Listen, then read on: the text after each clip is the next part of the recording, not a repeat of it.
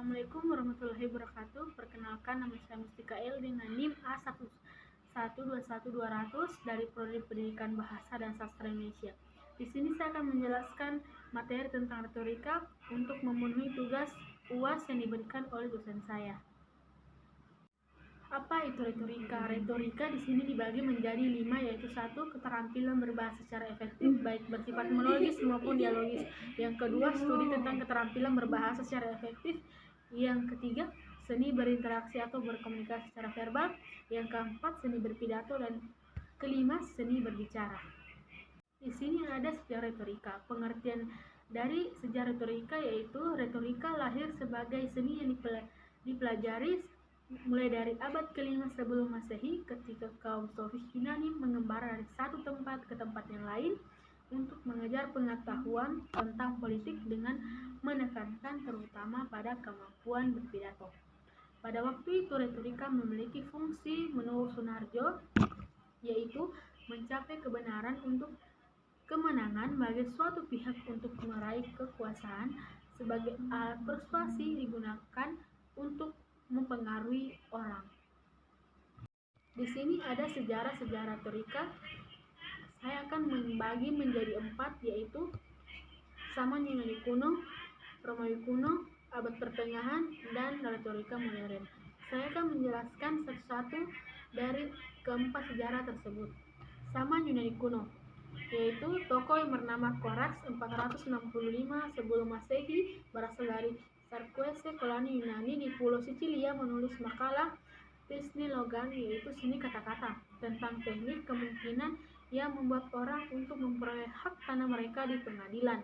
Dasar-dasar pesan Korax yaitu pembukaan, uraian, argumen, penjelasan tambahan, dan kesimpulan. Yang kedua yang bernama Gorgias 227 sebelum Masehi mendirikan sekolah retorika di Athena, menekankan dimensi bahwa bahasa yang puitis dan teknik bicara impromptu. Yang ketiga, Demosthenes mengembangkan gaya bicara yang tidak berbunga-bunga tetapi jelas dan keras, menggabungkan narasi dan argumentasi, memperhatikan cara penyampaian atau delivery. Adapun sejarah yang kedua yaitu Romawi kuno. George Campbell dalam bukunya The Politics of Rhetoric menelah tulisan Aristoteles, Cicero, dan Quintilianus dengan pendekatan psikologi fakultas retorika. Menurut definisi Campbell, haruslah diarahkan kepada upaya pencerahan pemahaman, menekankan imajinasi, menggerakkan perasaan. Richard Wheatley mengembangkan retorika yang tulis Campbell. Ia menekankan argumentasi sebagai fokus retorika. Retorika harus mengerjakan bagaimana mencari argumentasi yang tepat dan mengorganisasi dengan baik. Adapun sejarah yang ketiga yaitu abad pertengahan. Abad pertengahan sering disebut sebagai abad kegelapan juga retorika. Retorika sering dianggap sebagai kesenian jahiliyah oleh agama Kristen yang tengah berkuasa. Tokoh yang bernama Agustinus. Namun pengecualian bagi Agustinus yang telah mempelajari retorika sebelum masuk Kristen pada tahun 386 dalam buku Of Christian Doctrine 426. Ia menjelaskan bahwa para pengkhotbah harus sanggup mengejar, mengembirakan, dan menggerakkan. Cicero menyebut kewajiban seorang orator.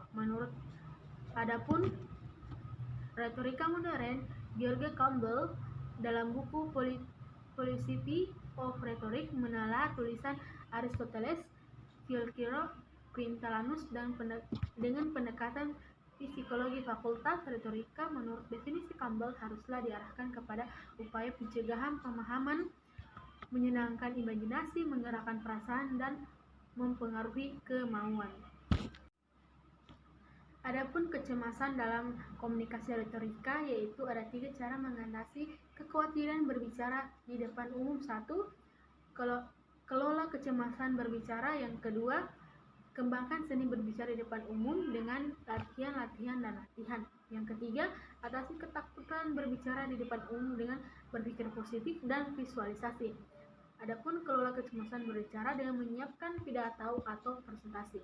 Yang satu, siapkan materi pidato atau presentasi dengan baik sebelumnya. Yang kedua, cari tahu tentang di mana pidato atau presentasi akan dilakukan. Yang ketiga, biasakan untuk mengetahui cara mengoperasikan segala peralatan yang berhubungan dengan presentasi seperti proyektor, laser pointer, dan lain-lain. Yang keempat, lakukan istirahat yang cukup sebelum hari Anda melakukan pidato atau presentasi. Oleh karena itu, sangat penting untuk menghadapi rasa takut dan mulai dengan mengambil langkah-langkah kecil, tetapi pasti untuk mengatasi dan mengelola kecemasan berbicara. Mulailah dengan menggunakan tips-tips berbicara di depan umum yang sederhana ini untuk mengatasi kekhawatiran berbicara, yaitu kelola kecemasan berbicara dengan menyiapkan pidato atau presentasi, kembangkan seni berbicara di depan umum dengan latihan dan atasi ketakutan berbicara di depan umum dengan berpikir positif dan visualisasi. Adapun jenis-jenis retorika forentik, keadaan berbicara pada pembicara mendorong munculnya rasa kesalahan atau tidak bersalah di pengadilan. Retorika epidetik, wacana yang berhubungan dengan pujian atau tuduhan, yaitu pidato seremonial. Pidato deliberatif, saat pembicara harus menentukan suatu tindakan yang harus diambil, sesuatu yang harus atau tidak boleh dilakukan, yaitu pidato politis. Adapun metode penyampaian pidato ada 4 macam. Metode penyampaian pidato persuasif, yaitu metode impromptu, ekstemporanan, dan pembaca naskah atau hafalan. Yang satu, metode impromptu adalah metode yang dikerjakan secara tiba-tiba atau dadakan tanpa persiapan apapun. Isi pidato akan disesuaikan dengan situasi yang di lapangan. Yang kedua, metode ekstemporanan, yaitu metode yang dilakukan tanpa menggunakan naskah pidato, tetapi pembicara masih memiliki kesempatan untuk membuat kerangka isi pidato. Yang ketiga, metode membaca naskah, yaitu metode yang dilakukan dengan membaca teks pidato untuk pembacanya pada acara yang berlangsung. Yang keempat, metode penghafalan, yaitu metode yang dilakukan dengan menghafal naskah teks pidato yang sudah disiapkan sebelumnya. Meskipun metode 1 dan 2 tidak memerlukan teks, namun pembicara tetap harus paham seperti apa bentuk pidato persuasif, sehingga ketika berpidato, pembicara tetap fokus pada konteks yang dibahas. Dan untuk metode yang ketiga dan yang keempat cocok untuk digunakan jika pembicara sudah menyiapkan naskah pidato seperti langkah-langkah yang dijelaskan sebelumnya. Adapun fungsi dan jenis-jenis pidato. Fungsi pidato: mempermudah komunikasi, media komunikasi organisasi, menciptakan suasana kondusif, menciptakan hubungan yang harmonis. Adapun jenis pidato: pidato pembuka, pidato pencerahan, pidato sambutan, pidato peresmian, pidato pertanggungjawaban, pidato laporan, pidato persuasif.